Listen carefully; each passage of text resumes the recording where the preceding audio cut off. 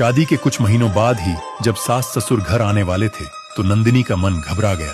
फिर आगे जो हुआ उसे जानकर आप भी हैरान रह जाएंगे। नंदिनी अपने लैपटॉप पर काम कर रही थी।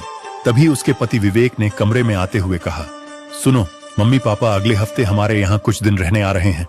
नंदिनी ने स्क्रीन से नजर हटाई, पर उसके चेहरे की हल्की सी बेचैनी छिप न सकी। इतनी जल्दी? पहले बता देते तो मैं अपना शेड्यूल ठीक कर लेती, उसने धीमे स्वर में कहा। विवेक ने सहजता से जवाब दिया, बस सोचा इस बार वो हमारे साथ थोड़ा वक्त बिताना चाहते हैं। नंदिनी ने बात वहीं खत्म कर दी, लेकिन उसके मन में कई सवाल घूमने लगे। काम, घर, जिम्मेदारियां और सबसे ज्यादा तालमेल। अगले कुछ दिन उसने घर को बिल्कुल व्यवस्थित करने में लगा दिए। अलमारी, रसोई, ड्राइंग रूम, हर चीज अपनी जगह पर होनी चाहिए। यही सोचकर वह लगी रही। उसे लग रहा था कि जरा सी कमी हुई तो शायद उसे जज किया जाएगा। विवेक ने एक दो बार कहा भी, इतना मत सोचो, सब ठीक रहेगा। लेकिन नंदिनी का मन पूरी तरह हल्का नहीं हुआ। जिस दिन शारदा जी और गोपाल जी आए, नंदिनी ने मुस्कुराकर उनका स्वागत तो किया, मगर उसके मन का संकोच अब भी बना हुआ था। शाम को चाय के समय शारदा जी ने घर की तारीफ करते हुए कहा, तुमने बहुत प्यार से घर सजाया है बेटा, यहां आते ही अपनापन महसूस हो रहा है। नंदिनी ने बस हल्की सी मुस्कान दे दी। उसे समझ नहीं आ रहा था कि औपचारिक रहे या खुलकर बात करे। अगली सुबह नंदिनी की एक बहुत जरूरी ऑनलाइन मीटिंग थी। उसी समय अचानक घर की इंटरनेट स्पीड बहुत धीमी हो गई।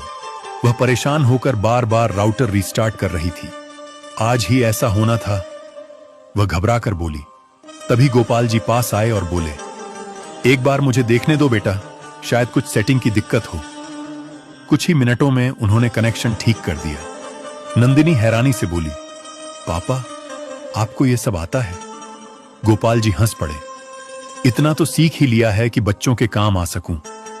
नंदिनी की मीटिंग समय पर हो गई। पहली बार उसके मन का तनाव थोड़ा हल्का हुआ। दोपहर में मीटिंग खत्म होते ही वह जल्दी से रसोई की तरफ भागी। उसे लगा सबके लिए खाना बनाना है, वरना देर हो जाएगी। लेकिन वहां पहुंचकर उसने देखा कि शारदा जी ने पहले ही सब्जियां काट दी थी, दाल चढ़ा दी थी और आटा भी गूंथ दिया था। अरे, आपने ये सब क्यों किया? नंदिनी ने चौंक कर पूछा। शारदा जी ने मुस्कुराकर कहा, क्योंकि तुम अकेली सब कुछ करोगी तो थक जाओगी। घर चलाने का मतलब सबका साथ होता है, सिर्फ एक का काम नहीं। नंदिनी कुछ पल उन्हें देखती रह गई। उस शाम पहली बार चारों लोग बिना किसी औपचारिकता के साथ बैठे। चाय के साथ बातें शुरू हुईं। विवेक के बचपन की शरारतें, पुराने किस्से, परिवार की मजेदार यादें। गोपाल जी ने हंसते हुए कहा, तुम्हें पता है, विवेक बचपन में हर नई कॉपी के पहले पन्ने पर डॉक्टर बनकर साइन करता था। नंदिनी हंस पड़ी। विवेक झेंप गया। कमरे का माहौल इतना हल्का और आत्मीय हो गया कि नंदिनी भूल ही गई कि वहीं लोग आने से पहले उसे बोझ लग रहे थे। अगले दिन रविवार था। नंदिनी ने सोचा था कि वह पूरा दिन घर के कामों में निकल जाएगा, लेकिन शारदा जी ने कहा, आज कोई काम नहीं, आज हम सब मिलकर तुम्हारी पसंद की चीज बनाएंगे। रसोई में फिर खाना कम, बातें ज्यादा बनी। शारदा जी ने नंदिनी से उसकी नौकरी, उसकी पसंद, उसके कॉलेज के दिन सब पूछा। उन्होंने एक बार भी उसे परखा नहीं, बस समझा। उसी समय नंदिनी को भीतर से एक कसक हुई। जिस अपनापन से वो बच रही थी, वही तो उसे मिल रहा था। कुछ दिन बाद जब शारदा जी और गोपाल जी ने वापस जाने की बात की, तो इस बार सबसे ज्यादा चुप नंदिनी थी। क्या हुआ बेटा? शारदा जी ने पूछा। नंदिनी ने धीमे स्वर में कहा, घर अभी अभी तो पूरा सा लगने लगा था। शारदा जी ने उसके सिर पर हाथ फेरते हुए कहा, रिश्ते दूर जाने से कम नहीं होते बेटा, बस दिल खुले होने चाहिए। नंदिनी की आंखें नम हो गईं। उनके जाने के बाद घर सचमुच शांत लगने लगा। शाम को नंदिनी ने अपनी मां सविता जी को फोन किया। मां, कभी कभी हम बिना जाने ही रिश्ता तय कर लेते हैं और फिर जब सच सामने आता है तो खुद पर ही शर्म आती है। सविता जी ने पूछा, सब ठीक है ना?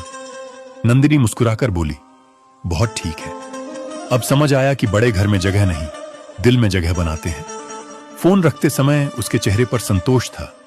उसे अब पता चल चुका था, कुछ रिश्ते वक्त मांगते हैं लेकिन जब खिलते हैं तो घर को सचमुच घर बना देते हैं। क्या रिश्तों को समझने के लिए समय देना जरूरी है?